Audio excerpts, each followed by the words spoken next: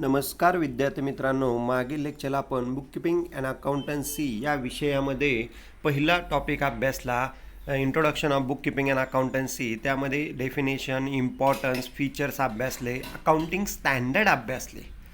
त्यानंतर सेकंड टॉपिकमध्ये आपण meaning and fundamental of double entry system, त्यामध्ये अकाउंटन्सीचे रूल्स अभ्यासले, डेबिट क्रेडिटचे महत्त्वाचे, personal account, real account, nominal account हा भाग आपण सेकंड टॉपिकमध्ये अभ्यासला. त्यानंतर मागील लेक्चरला आपण personal account, real account, nominal अकाउंटमध्ये कोण कोण येतं तेही अभ्यासलं, क्लासिफिकेशन अभ्यासलं. त्यामध्ये पर्सनलमध्ये सर्व व्यक्ती येतात, रिअलमध्ये सर्व वस्तू येतात आणि नॉमिनलमध्ये सर्व सेवा येतात. हे आपण मागे अभ्यासलं. त्यानंतर आपण क्लासिफिकेशन दुसरा प्रकार अभ्यासला. त्यामध्ये तुमच्या बिझनेसच्या असेट कोणत्या, मालमत्ता कोणती, लॅबिलिटीज कोणत्या, देयता कोणत्या, त्यानंतर इन्कम अँड गेन्स, उत्पन्न व फायदे अभ्यासले.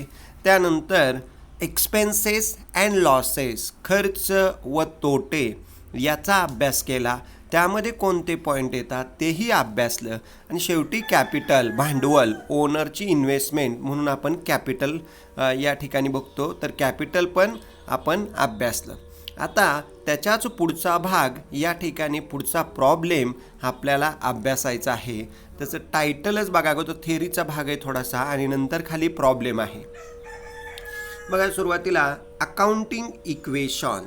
अकाउंटिंग इक्वेशन अभ्यासत असताना accounting equation signifies that assets of a business are always equal to the total of its liabilities and capital.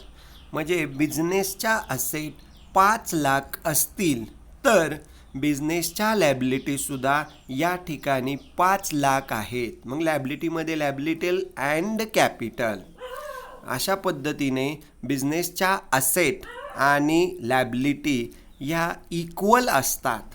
जेवढ्या असेट्स असतात तेवढ्याच आपल्या लॅबिलिटीज असतात. मग लॅबिलिटीमध्ये कॅपिटल पण इन्क्लुडिंग केलेलं आहे. अशा पद्धतीने अकाउंटिंग इक्वेशनमध्ये assets equal liabilities and capital. पुढं बघा दिलेलं आहे accounting equation. The equation is expressed as follows. Assets is equal to liabilities plus capital.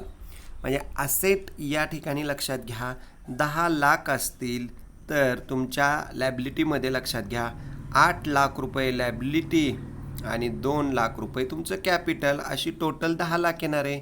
म्हणजे 10 लाखाच्या असेट आहे तुमच्या, मग तेवढ्याच लॅबिलिटी तुमच्या या ठिकाणी 8 लाख आहेत, कॅपिटल तुमचं 2 लाख आहे. हे जी टोटल केली तर 8 + 2 10. मग जेवढ्या तुमच्या असेट असतात तेवढ्याच तुमच्या लॅबिलिटी असतात, हे लक्षात घ्या. कारण हे एक महत्त्वाचा भाग आहे अकाउंटिंग इक्वेशनमध्ये. जेवढ्या तुमच्या असेट साईड टॅली होईल तेवढीच टोटल तुमची लॅबिलिटीची टॅली झाली पाहिजे, किंवा लॅबिलिटीची जेवढी टोटल असेल तेवढीच असेटची टोटल असणं अपेक्षित आहे. अशा पद्धतीने अकाउंटिंग इक्वेशनमध्ये असेट्स आणि लॅबिलिटीवरती कसा परिणाम होतो याचासुद्धा प्रॉब्लेम आपल्याला खाली पाहायचा आहे, अभ्यासायचा आहे. बघा, the fundamental equation gives the foundation to the double entry book keeping system.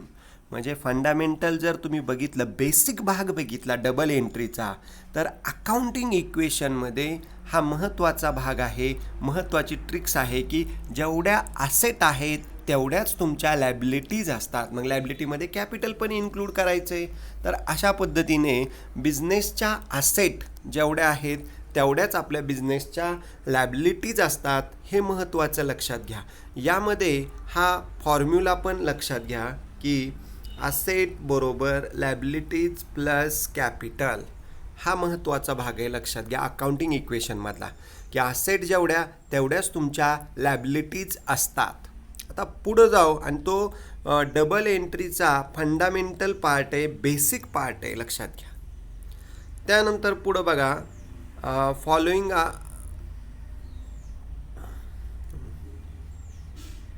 Following are the equations आपलं इक्वेशन्स बघा, लक्षात घ्या. कॅपिटल बरोबर टोटल असेट वजा आउटसाइडर लॅबिलिटी. आता कॅपिटल म्हणजे भांडवल, मालकाने आणलेले पैसे. टोटल असेट म्हणजे बिझनेसच्या जेवढ्या असेट आहेत, मालमत्ता आहेत, त्या टोटल असेट्समध्ये येणार आहेत. आणि आउटसाइडर लॅबिलिटी लक्षात घ्या. आउटसाइडर म्हणजे इतर व्यक्तींकडून, आपण इतर व्यक्तींकडून काही कर्ज घेतलं असेल, बँकेकडून कर्ज घेतलं असेल, उधारी होती, आपण स्वतः माल खरेदी केला असेल, किंवा इतर व्यक्तींकडून ॲडव्हान्सेस पैसे घेतले असतील, लोन घेतले असतील, तर ते आउटसाइडर लॅबिलिटीमध्ये येतात. म्हणजे आउटसाइडर म्हणजे तिराहित व्यक्तीचं देणं, इतर व्यक्तींचं देणं. लॅबिलिटी म्हणजे देणं हे लक्षात घ्या. म्हणजे कॅपिटल काढत असताना सुद्धा लक्षात घ्या, त्यांनी अतिशय व्यवस्थित दिलेलं आहे. लक्षात घ्या की आपलं कॅपिटल काढत असताना हे सुद्धा अकाउंटिंग इक्वेशन या ठिकाणी दिलेलं आहे. ऑब्जेक्टिव्हच्या दृष्टीने महत्त्वाचं आहे. लक्षात घ्या, कॅपिटल बरोबर टोटल असेट्स वजा आउटसाइडर लॅबिलिटी. म्हणजे आपल्या बिझनेसचं ज्यावेळी आपण कॅपिटल काढतोय, आपण किती पैसे गुंतवले, किती प्रॉफिट झाला, हे काढण्यासाठी आपल्याला कॅपिटल महत्त्वाचं आहे. लक्षात घ्या. मग कॅपिटलचा फॉर्म्युलाच आहे total assets minus outsider liabilities. त्यानंतर सेकंड इक्वेशन दिलेलं आहे बघा, assets is equal to capital plus outsider liabilities. मग अशीच पाहिलं आपण की जेवढ्या मालमत्ता बिझनेसच्या आहेत, असेट आहे, त्या या ठिकाणी उदाहरणामध्ये दिलंच होतं तुम्हाला. 10 लाख समजा असेट असतील आपल्या, तर 2 लाख कॅपिटल आणि 8 लाख रुपये लॅबिलिटी. अशा पद्धतीने 2 अधिक 8 10, टोटल असेट्स आपले 10 लाख आहेत. म्हणजे हाही एक महत्त्वाचा भाग आहे. लक्षात घ्या की तुमच्या असेट्स बरोबर कॅपिटल प्लस आउटसाइडर लॅबिलिटीज. त्यानंतर शेवटी दिलेले बघा, लास्टचं महत्त्वाचं आहे ते असेट्स बरोबर लॅबिलिटीज. म्हणजे तुमच्या असेट्स 10 असतील तर तुमच्या लॅबिलिटीसुद्धा 10च असणं अपेक्षित आहे. तरच तो डबल एंट्रीचा फंडामेंटल पार्ट आहे, टॅली होणार आहे प्रॉब्लेम. म्हणून जेवढ्या असेट्स तेवढ्याच तुमच्या लॅबिलिटी आहेत. त्या पद्धतीने तुम्ही हे लक्षात ठेवा अकाउंटिंग इक्वेशनसाठी, की या ठिकाणी आपल्या बिझनेस असेट्स समजा 20 लाख असतील तर तुमच्या बिझनेसच्या लॅबिलिटीसुद्धा 20च लाख असल्या पाहिजेत, असतातच. जेवढ्या लॅबिलिटी तेवढ्या असेट, किंवा जेवढ्या असेट तेवढ्या लॅबिलिटीत. आता याच्यावरच आधारित अकाउंटिंग इक्वेशन्सवर आधारितच एक प्रॉब्लेम आपल्याला अभ्यासायचा आहे, की एखादी असेट परचेस केल्यानंतर कशा पद्धतीने इफेक्ट होतो लॅबिलिटीवरती, कॅपिटलवरती, असेटवरती, किंवा एखादी असेट विकल्यानंतर कसा परिणाम होतो, हेही या ठिकाणी आपल्याला अभ्यासायचं आहे. चला आता या ठिकाणी पहिला प्रॉब्लेम आज आपण बघणार आहोत. लक्षात घ्या, हा अकाउंटिंग इक्वेशनचा तुम्हाला दिलेला सेकंड प्रॉब्लेम आहे. टेक्स्टबुकमधलाच प्रॉब्लेम आहे. सुरुवातीला बघा, give the accounting equation for the following transaction. खालील ट्रान्झॅक्शननुसार अकाउंटिंग इक्वेशन या ठिकाणी आपल्याला अभ्यासायचं आहे. बघा, सुरुवातीला बघा, पहिल्यांदा हे ट्रान्झॅक्शन 5 दिलेले आहेत. मी ते व्यवस्थित वाचतोय, नंतर प्रॉब्लेमचा ॲन्सर बघू आपण. सुरुवातीला बघा, या ठिकाणी first transaction, Rupali commenced business with bank balance ₹25,000. Rupali या पार्टनरने व्यवसाय सुरू केलेला आहे. 25,000 रुपये बँकेतला बॅलन्स आणून, म्हणजे 25,000 रुपये तिने या ठिकाणी कॅश आणलेले आहे, बँकेमार्फत बँकेत बॅलन्स ठेवलेला आहे आणि व्यवसाय सुरू केलेला आहे. म्हणजे व्यवसायामध्ये लक्षात घ्या, कॅश आली म्हणजे असेट आली, आपल्या असेट वाढणार, प्लस रुपालीने स्वतः पैसे आणलेत म्हणून कॅपिटल पण वाढणार आहे. लक्षात घ्या, हा महत्त्वाचा भाग आहे. बघा, जर तुम्ही ॲन्सरमध्ये बघितलं तर लक्षात घ्या, सोल्युशनमध्ये जर तुम्हाला बघायचं असेल तर नीट व्यवस्थित लक्षात घ्या. ट्रान्झॅक्शन असेट्स बरोबर लॅबिलिटीज प्लस कॅपिटल, हे महत्त्वाचं लक्षात घ्या. एवढे कॉलम तुम्ही तयार करायचे आहेत. लक्षात घ्या की जेवढ्या असेट तेवढ्याच बरोबर लॅबिलिटी प्लस कॅपिटल. आता पहिला ट्रान्झॅक्शन त्यांनी दिलेला आहे बघा, रुपाली कमेन्स्ड बिझनेस. वरचा ट्रान्झॅक्शन आहे असं लिहिलं तरी चालतोय, इन बिट शॉर्ट लिहिला तरी बरोबर आहे. रुपालीने व्यवसाय सुरू केलेला आहे, 25,000 रुपयाच्या असेट आणल्या, बँक बॅलन्स म्हणजे असेट आहे ती आपली, बरोबर. आता लॅबिलिटी तिची देयता काहीच नाही, त्यामुळे तो झिरोच असणार आहे. आणि रुपालीने स्वतः पैसे गुंतवलेत, त्यामुळं ते तिचं कॅपिटल आहे. 25 लाख रुपये कॅपिटलमध्ये येणार आहे. लॅबिलिटीला झिरो का आलं? तिची देयता काहीच नाही, त्यामुळं 25 लाखाची असेट आहे, तेवढंच 25 लाख रुपये लॅबिलिटीला म्हणजे कॅपिटलमध्ये गुंतवले म्हणून कॅपिटलमध्ये ते 25,000 येणार आहेत. अशा पद्धतीने खाली एक रेष मारून मी तेच आकडे खाली घेतलेले आहेत बघा. एक पिवळी डार्क रेष दिसत असेल तुम्हाला. 25 ॲसेटची टोटल आली 25,000, लॅबिलिटीची झिरो आली, प्लस कॅपिटलची 25,000 टोटल आली. तीच फक्त खाली टोटल घेतलेली आहे, लक्षात घ्या. पिवळे जी रेष मारून खाली घेतलेली ना, ती टोटल घेतलेली आहे, लक्षात घ्या. हा झाला पहिला ट्रान्झॅक्शन. रुपालीने 25,000च्या ॲसेट आणल्या, तेवढीच तिचं 25,000 रुपये कॅपिटल वाढलं. अशा पद्धतीने 25,000ची फर्स्ट ट्रान्झॅक्शन आपण केलेला आहे. आता सेकंड ट्रान्झॅक्शन बघा, लक्षात घ्या. Purchased machinery for cash ₹5,000. आपण परचेस म्हणजे खरेदी करणे, मशिनरी म्हणजे मालमत्ता आहे, लक्षात घ्या. फॉर कॅश म्हणजे रोख, ₹5,000. रोख स्वरूपात मशिनरी आपण 5,000 रुपये घेतली. आता मशिनरी घेतली म्हणल्यानंतर लक्षात घ्या, आपला पहिला इफेक्ट कुठं होणार आहे? ॲसेट वाढणार आहेत, आपल्या लक्षात घ्या. ॲसेट आपल्या तेवढ्या वाढणार आहेत, लक्षात घ्या. आणि तिथंच ॲसेट साईडलाच या ठिकाणी आपली कॅश कमी होणार आहे. म्हणजे कॅश पण काय होणार आहे? कमी होणार आहे 5,000ने.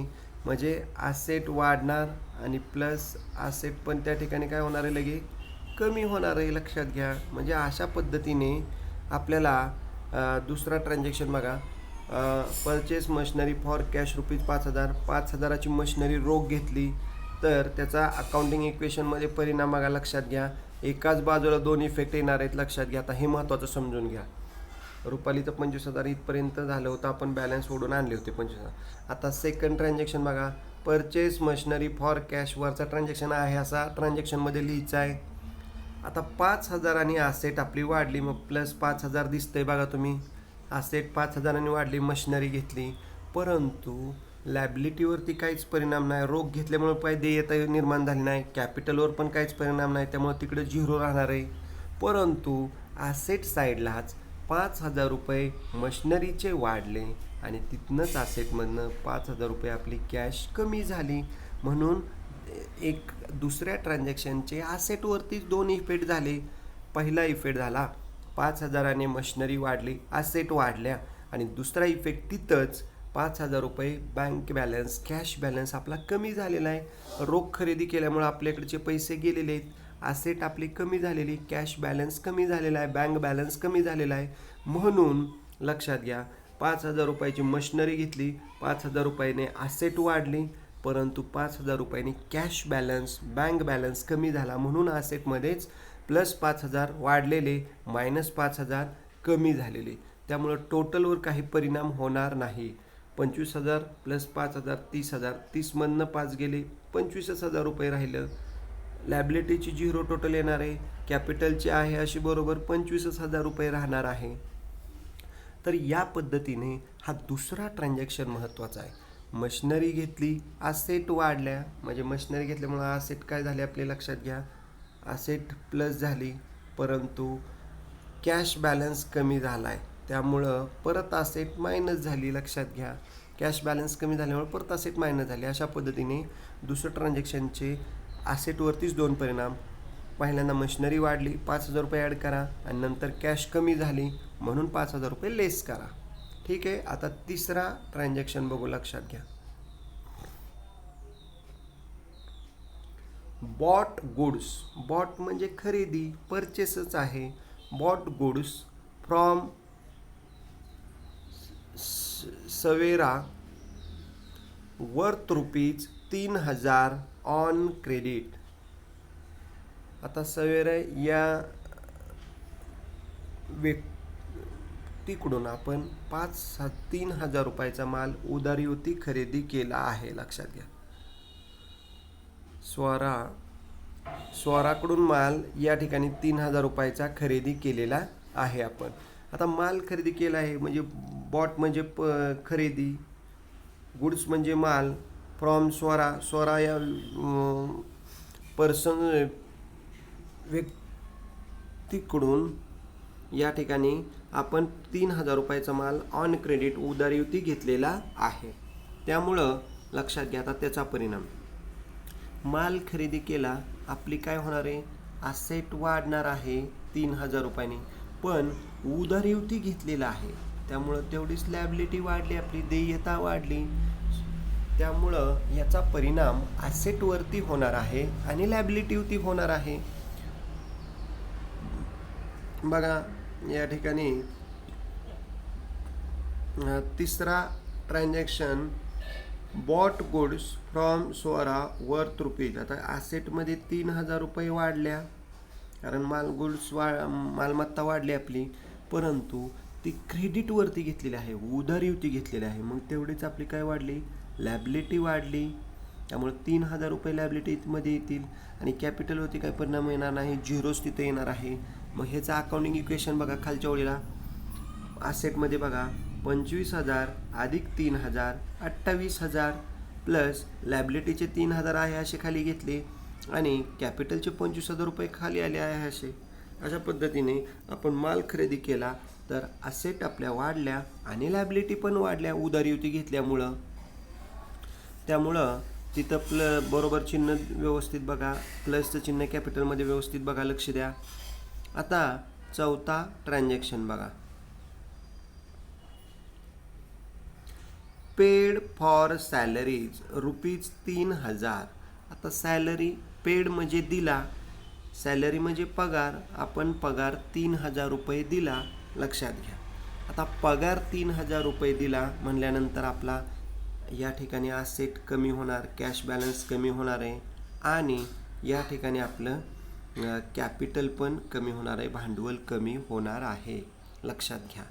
म्हणजे अशा पद्धतीने ॲसेटवर परिणाम होणार, ॲसेट कमी होणार आहेत आणि कॅपिटल कमी होणार आहे कारण पैसे लेस करावे लागणार. कामगारांना आपण पगार दिला, सॅलरी दिली, तर या ठिकाणी त्याचा परिणाम अकाउंटिंग इक्वेशनवर कसा होतो आहे, ॲसेट आपले कमी होणार आहेत आणि कॅपिटल पण कमी होणार आहे. त्यामुळे लक्षात घ्या इथं बघा चौथा ट्रान्झॅक्शन या ठिकाणी पेड फॉर सॅलरी वजा 3,000 रुपये ॲसेटमध्ये येणार आहे, लॅबिलिटीवरती काही परिणाम नाही, तिथं झिरोच येणार आहे आणि प्लस कॅपिटल आपलं 3,000 रुपयाने कमी होणार आहे कारण आपण आपल्या कामगारांना पगार दिला. या ठिकाणी ॲसेट आपली कमी होणार, कॅश बॅलन्स, पण आपण स्वतः गुंतवलेले पैसे होते त्यामुळे भांडवल पण कमी होणार आहे. लॅबिलिटी म्हणजे देयता, पगार दिलेला आहे, द्यायचा राहिलेला नाही, त्यामुळे लॅबिलिटीवर परिणाम होणार नाही. लॅबिलिटीचा अर्थ देय बाकी, देणे बाकी, इथं पगार दिला आहे त्यामुळं ॲसेट कमी होणार आणि कॅपिटल आपलं कमी होणार आहे. अशा पद्धतीने परत बघा 28,000तनं 3 गेले, 25,000 आले ॲसेटची टोटल, 28मधनं 3 गेले, 25,000 खाली, लॅबिलिटीची आहे अशी 3,000 आहे, प्लस आता 25,000 कॅपिटल आहे, त्यातनं 3,000 गेले, 22,000 आले खाली. अशा पद्धतीने अमाऊंट खाली लेस करून घेतलेली आहे, वजा करून घेतलेली आहे. आता पुढं या ठिकाणी पाचवा ट्रान्झॅक्शन बघा, लक्षात घ्या, रिसिव्ड इंटरेस्ट ₹200. आता रिसिव्ड म्हणजे मिळालं, इंटरेस्ट म्हणजे व्याज, 200 रुपये व्याज आपल्याला मिळालं. आता 200 रुपये व्याज मिळालं म्हणल्यानंतर काय वाढणार आहे, आपली ॲसेट वाढणार, ॲसेटमध्ये ॲड करायचं. त्याचवेळी दुसरा परिणाम कुठं होणार आहे, लक्षात घ्या, कॅपिटल वाढणार आहे, आपलं भांडवल वाढणार आहे. त्यामुळं ॲसेटमध्ये प्लस करायचं आणि कॅपिटलमध्ये सुद्धा प्लस करायचं. अशा पद्धतीने हा पाचवा इंटरेस्ट व्याज मिळालं, ॲसेट वाढली आणि आपलं तेवढंच कॅपिटल वाढलं. बघा या ठिकाणी त्याचा परिणाम आपल्याला लक्षात येईल की पाचवा ट्रान्झॅक्शन बघा, रिसिव्ड इंटरेस्ट, पण इथं खाली प्लस 200 केलेलं आहे, लक्षात घ्या.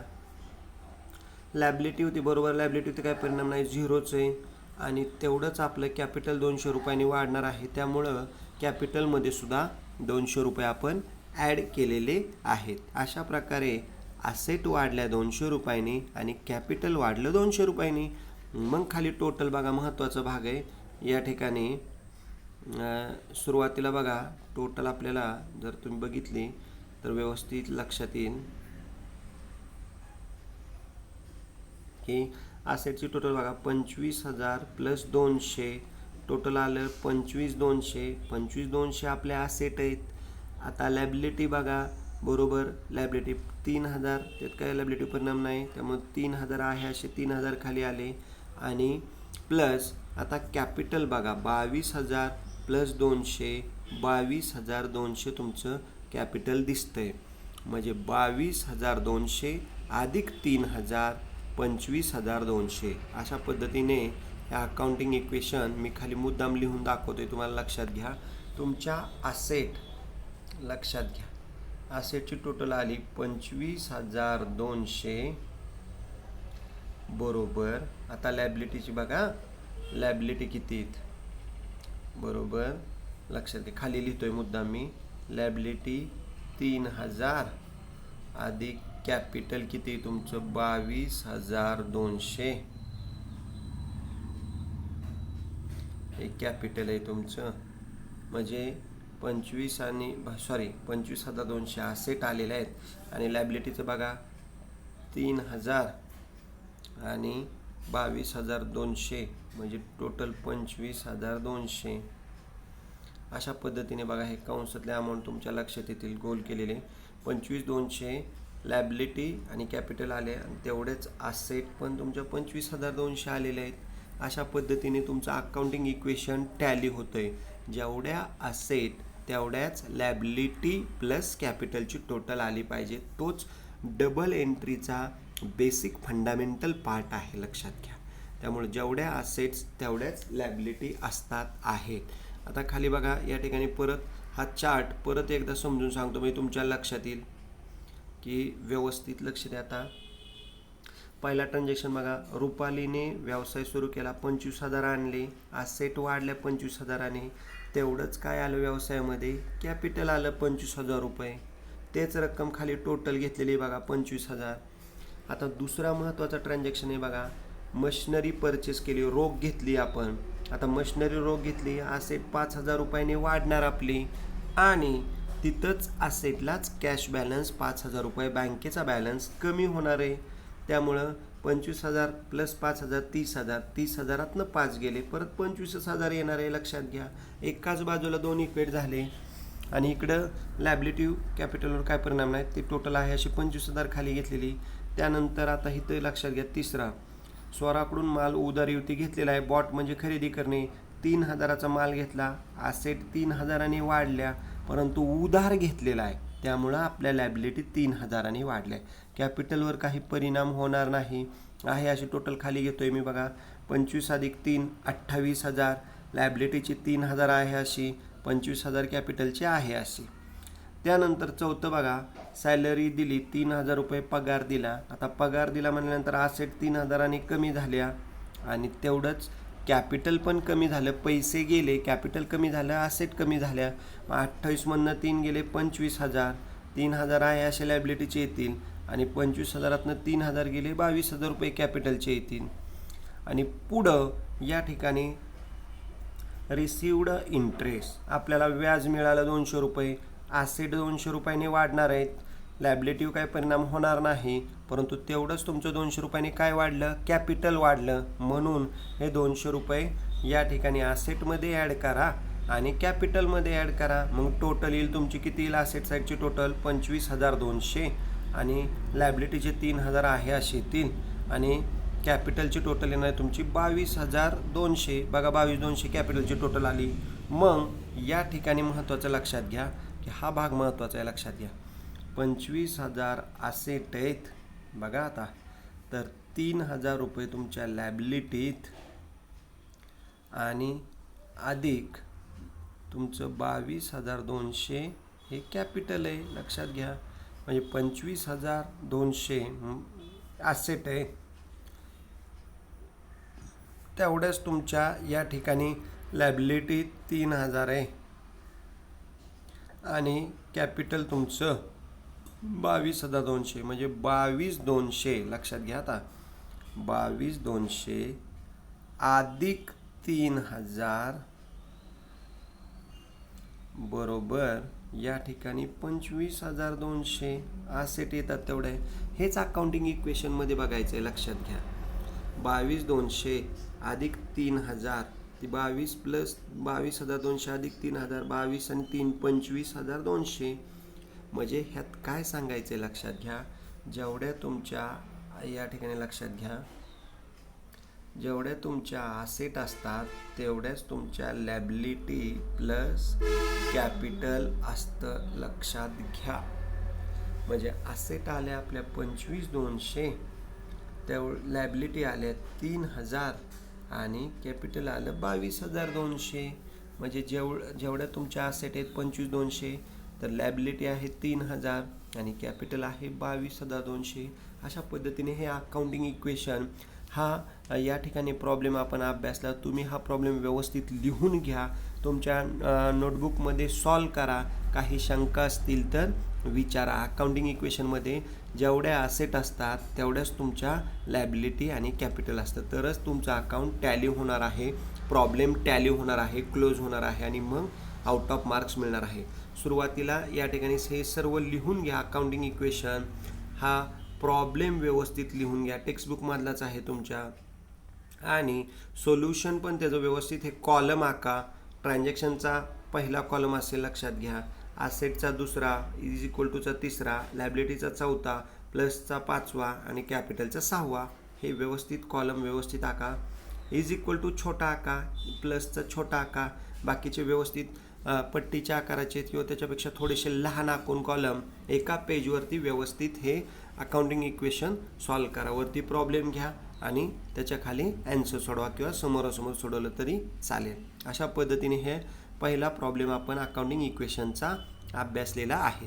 कुणाला काही शंका असतील तर तुम्ही तुमच्या क्लास कमेंटमध्ये विचारा, पण प्रॉब्लेम व्यवस्थित सॉल्व करा. ठीक आहे, थँक्यू. या ठिकाणी आज आपण थांबणार आहोत.